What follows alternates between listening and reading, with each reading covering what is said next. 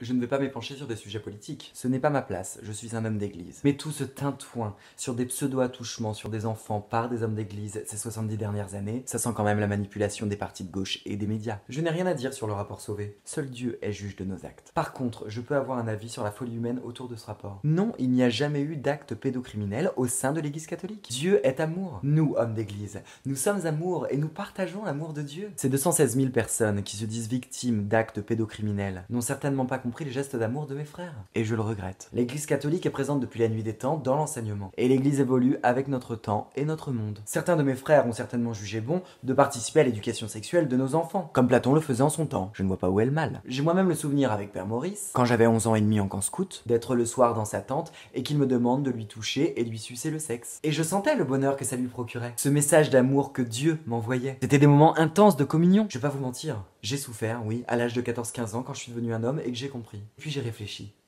J'ai beaucoup prié et je me suis dit, Jean-Baptiste, notre Seigneur Jésus-Christ a été crucifié pour l'amour de Dieu. Qu'est-ce qu'une pipe? Qu'est-ce qu'une branlette? À côté du sacrifice de Jésus-Christ, notre Sauveur. Et c'est là que j'ai eu la vocation. C'est là que je me suis dit, moi aussi, je veux partager l'amour de Dieu. Non, le célibat des prêtres n'a rien à voir avec ça. Nous faisons vœu de chasteté et nous consacrons tout notre amour pour Dieu. Tous les hommes célibataires de France ne se jettent pas sur les enfants. Alors pourquoi le ferions-nous? Oui, je ne vais pas vous mentir, quand j'étais au séminaire, j'ai surpris Père Benoît et Père Philippe en plein péché. Mais grâce à Dieu, ils ont retrouvé la foi. Après être à la confesse, un Je vous salue Marie et une séance de châtiment corporel, pif paf pouf, tout était oublié. Et ça devrait être la même chose pour ce que vous appelez acte pédocriminel. Non, ce qui est dit en confession reste en confession. La loi de Dieu est plus forte que celle de l'homme et elle le restera. Jamais nous ne nous rabaisserons aux lois de l'État. Surtout quand on se penche sur les lois votées ces derniers temps. La colère de Dieu finira par s'abattre sur nous, c'est sûr. Dépénalisation de l'homosexualité, fin des thérapies de conversion. Comment l'État peut se vanter de protéger les intérêts de l'enfant quand il les confie à des couples de même sexe? Qu'il veut faire passer des lois contre nature comme la PMA et la GPA? Nous, l'Église, nous pensons aux intérêts des enfants du monde entier. Et nous les protégeons de toutes ces dérives de l'homme. Parce que nous sommes les messagers de l'amour. Après ce rapport horrifiant sur tous ces actes pédocriminels commis, l'Église va-t-elle enfin réagir? Et est-ce que l'État va s'attaquer à l'omerta dans l'Église? Pour rappel, la séparation de l'Église et de l'État remonte à 1905 et les hommes du clergé doivent se plier à la loi française. Allez, la vie est belle.